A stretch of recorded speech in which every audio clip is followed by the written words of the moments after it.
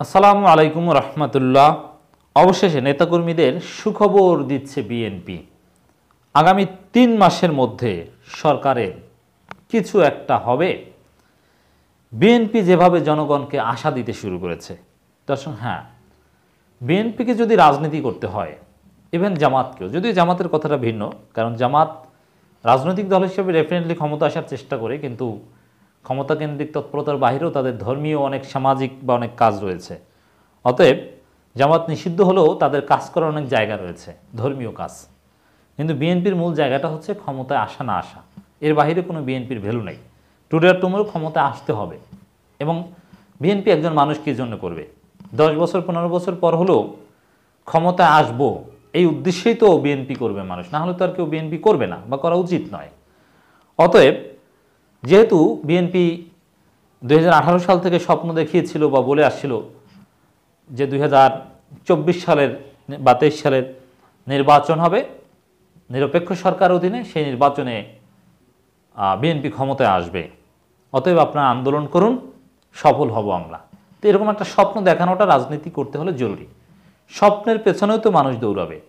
স্বপ্ন না থাকলে কোনো সুনির্দিষ্ট সম্ভাব্য ডেডলাইন, সেটা সফল হতে হবে জরুরি নয়, একটা ডেডলাইন অ্যাটলিস্ট দেখাতে হবে যে এই সময় পর্যন্ত আমরা এইভাবে করব, আশা করা যায়।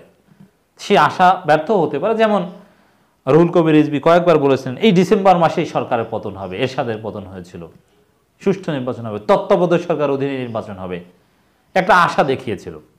কিন্তু সে আশা হয়নি, ব্যর্থ হয়েছে। হোক, কিন্তু আশা তো বিভিন্ন কার্যক্রম সম্পর্কের মাধ্যমে দেখাতে হবে।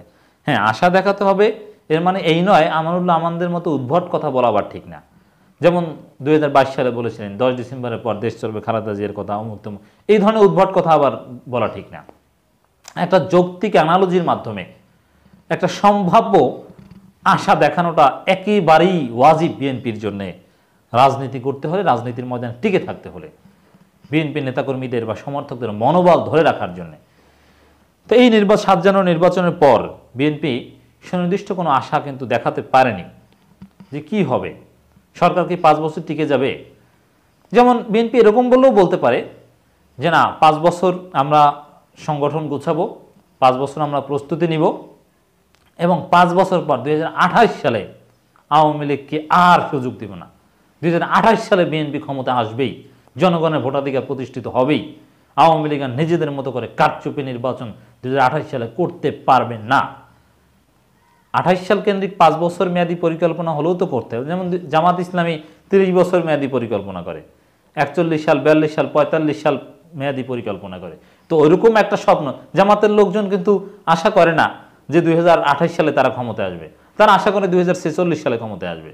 তো ওরকম বিএনপির লোকজন, যেমন জামাত 2046 সালের আশায় কাজ করছে, স্বপ্ন দেখছে, তো বিএনপি নেতাকর্মীদেরকেও তো এভাবে একটা আশা দেখাতে হবে কত সালের আশায় তারা কাজ করবে। এটা কিন্তু কনফার্ম হওয়াটা জরুরি। যাই হোক, এতদিন এরকম কোনো সুনির্দিষ্ট গাইডলাইন কেউ বা কিছু না বললেও একটা তথ্য আমার কাছে এসেছে, কিছু সুখবর দিচ্ছে, এবং সেটা কতটুকু বাস্তবসম্মত সেটাও আমি কনক্লুশনে বলবো। এবং সেই সোর্সটা একেবারে দুর্বল নয়, আমি রেফারেন্স সহ বলছি। যুক্তরাজ্য বিএনপির সভাপতি জনাব মালেক সাহেব, তিনি কিন্তু তারেক রহমানের অত্যন্ত ঘনিষ্ঠ এবং বিএনপির উচ্চ পর্যায়ের সাথে অত্যন্ত ঘনিষ্ঠ। আর বিএনপি মানেই তো এখন তারেক রহমান, তারেক রহমানের বিকল্প তো আর বিএনপিতে নেই। অতএব তারেক রহমানের সবচাইতে ঘনিষ্ঠদের মধ্যে অন্যতম, যারা স্থায়ী কমিটির অনেক সদস্যদের চাইতেও এই এম এ মালেক সাহেবের পাওয়ার সোর্স অনেক স্ট্রং। তিনি দেশে নেই বলে স্থায়ী কমিটির সদস্য বা বড় পদে নেই হয়তোবা, কিন্তু তারেক রহমান যুক্তরাজ্যে থাকার কারণে এম এ মালেক সাহেবের সোর্স বা তার বক্তব্য অত্যন্ত তাৎপর্যপূর্ণ।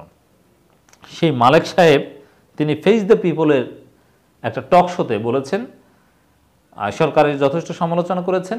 তিনি বলেছেন যে এটা ভারতের পরিকল্পনায় নির্বাচন হয়েছে, নির্বাচন করে দিয়েছে এটা করবেন, এই অবস্থানটা কিন্তু যৌক্তিক। এর মানে ভারতের বিরুদ্ধে প্রকাশ্যে বক্তব্য দিবেন, যদিও মালেক সাহেব ভারত বিরোধী অনেক আগে থেকেই। তা ভারতের বিরুদ্ধে, মানে চীন এবং রাশিয়ার বিরুদ্ধে যেরকম বিএনপির স্পষ্ট অবস্থান, ভারতের বিরুদ্ধে সেরকম স্পষ্ট অবস্থান থাকবে। এটা কিন্তু এখন থেকে বিএনপি এই আদর্শ পজেস করবে এবং ভারতপন্থী নেতারা বিএনপিতে কোণঠাসা অবস্থায় থাকবে। এইরকম একটা মেসেজ পাওয়া গেল, এটা বিএনপির জন্য একটা গুরুত্বপূর্ণ খবর। এবং তিনি বলার চেষ্টা করছেন এই সরকার 3 মাসের বেশি থাকতে পারবে না, এবং তিনি আশা দেওয়ার চেষ্টা করছেন 3 মাস পরেই নানান স্যাংশন ট্যাংশন আসবে, তখন সরকার অর্থনৈতিক অবস্থা থেকে শুরু করে নানান কিছুতে পর্যদস্ত হয়ে যাবে, তখন বিএনপি হয়তোবা জোরালো আন্দোলন করবে। এর মানে আগামী 3 মাসের একটা আশা দেওয়া শুরু করেছেন, একটা সুখবর দেওয়া শুরু করেছে বিএনপি। আমি মনে করি যে না, এটা একেবারেই বাস্তবসম্মত নয়, আগামী 3 মাসে কিছুই হবে না।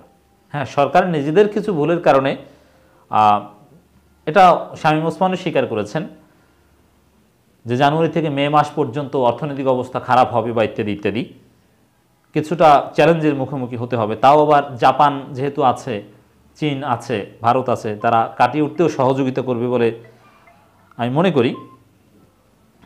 তো সেক্ষেত্রে আগামী 3 মাসের মধ্যে স্পেশাল কিছু হতে যাচ্ছে না, এটা শিওর। অতএব মালেক সাহেব তিনি তারেক রহমানের কনসেন্টে বলুন আর যেভাবে বলুক না কেন, এটা একেবারেই বাস্তবসম্মত নয়, এর কোনো সম্ভাবনা নেই, সেটাই মনে করি। আগামী 3 মাসের মধ্যে সরকারের কিছুই হবে না, অতএব এত অযৌক্তিক আশা দেওয়াটা আবার ঠিক না। আমরা বলি এরকম যে আগামী 6 মাস পর বোঝা যাবে যে কি হবে, কিছু হবে সেটা না, 6 মাস পর বোঝা যাবে কি হতে পারে। এর চাইতে বেশি আশা দেওয়াটা দুরাশায় পরিণত হতে পারে।